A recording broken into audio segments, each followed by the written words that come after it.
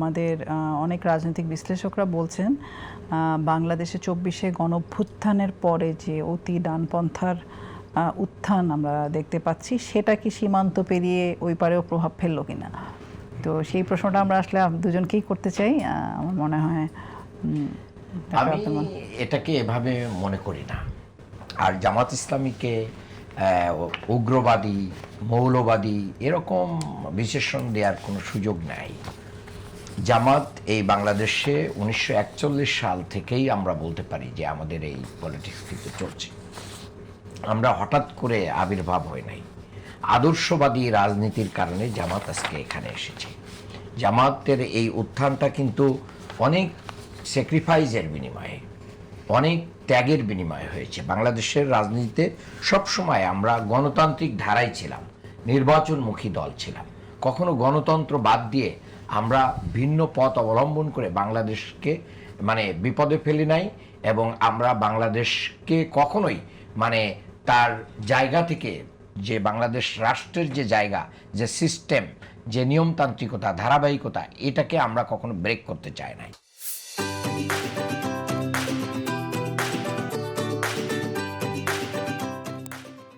বরঞ্চ স্বাধীনতা পরবর্তী সময়ে অনেক কিছু অনেকের দ্বারা ব্রেক হয়েছে, সংবিধান স্থগিত হয়েছে, বিভিন্ন রকম অবস্থা তৈরি হয়েছে। কিন্তু বাংলাদেশ জামাত ইসলামী গঠনমূলক ওয়েলফেয়ার রাজনীতি করে, ওয়েলফেয়ার স্টেট চাই। এবং আপনি এবার দেখেছেন যে বাংলাদেশ জামাত ইসলামী যে তার যে ম্যানিফেস্টো ছিল এবং তার যে প্রার্থী চুজিংটা ছিল, সেখানে কিন্তু একজন অমুসলিমকেও কি করা হয়েছে, প্রার্থী করা হয়েছে, যেটা নিয়ে বাংলাদেশ জামাত ইসলামীকে অনেকভাবে বলেছে। তাহলে বাংলাদেশ জামাত ইসলামীকে শুধু ধর্মীয় জায়গা থেকে দেখলে হবে না। বাংলাদেশ জামাত ইসলামীর সকল মত, পথ, ধর্ম, বর্ণ, গোটা বাংলাদেশের মানুষকে ধারণ করার জন্য যে রাজনীতিটা করা দরকার, আদর্শের পরে থেকে, অর্থাৎ অন্যায়, অবিচার, জুলুম, নির্যাতন, গুম, খুন, আয়নাঘর, চাঁদাবাজি, দখলবাজির যে রাজনীতি, ব্যাংক লুটের যে রাজনীতি, এগুলোকে বাদ দিয়ে দেশের মানুষের কল্যাণে, মানবতার কল্যাণে যে রাজনীতি, সেই রাজনীতিটাই কিন্তু জামাত করছে। যার কারণে আজকে জামাতের এই উত্থানের পিছনে আমি মনে করি যে বিএনপি এবং আওয়ামী লীগের রাজনীতিটাই একটা বড় দায়ী। কারণ যারা বারবার পরিবর্তনের স্লোগান তুলেছে, ভয়ের রাজনীতির বিরুদ্ধে স্লোগান তুলেছে, আমি বলছি কিন্তু আজকে আওয়ামী লীগ কেন, আওয়ামী লীগের মতন একটা পুরাতন দল, তারা এই দেশ থেকে পালিয়ে যেতে বাধ্য হলো। অধিকাংশ বড় বড় নেতারা, মন্ত্রীরা, ইমাম সাহেব পর্যন্ত, খতিব, বায়তুল মুকাররমের খতিব পালিয়ে গেল কেন?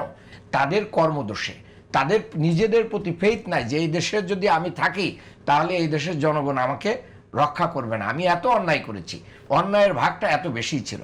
কাজেই একই পথে যদি অন্যরা, হ্যাঁ না, আমি বলছি হোয়াট অ্যাবাউট বিএনপি, সেটা হচ্ছে এটাই আমি যেটা বলতে চেয়েছিলাম। হ্যাঁ, বিএনপির কথা আমি বলেছি, আমি বুঝেই বলেছি। 5ই আগস্ট পরবর্তী সময়ে জনগণের আকাঙ্ক্ষা ছিল যে বিএনপিও জনগণের জনমুখী রাজনীতিটাকে সবচেয়ে বেশি অগ্রাধিকার দিবে। সেই জায়গায় ক্ষুধার্ত বাঘের মতন চারিদিকে যে চাঁদাবাজি হলো, যে ধরনের সন্ত্রাস হলো, এবং যে ধরনের আচরণ মানুষের সাথে হলো, এই জায়গায় মানুষ কিন্তু কি হয়েছে, ফ্রাস্ট্রেটেড হয়েছে। যার কারণে জামাত ইসলামীকে এর বিকল্প হিসেবেই বাংলাদেশে মানুষ সামনে নিয়ে এসেছে।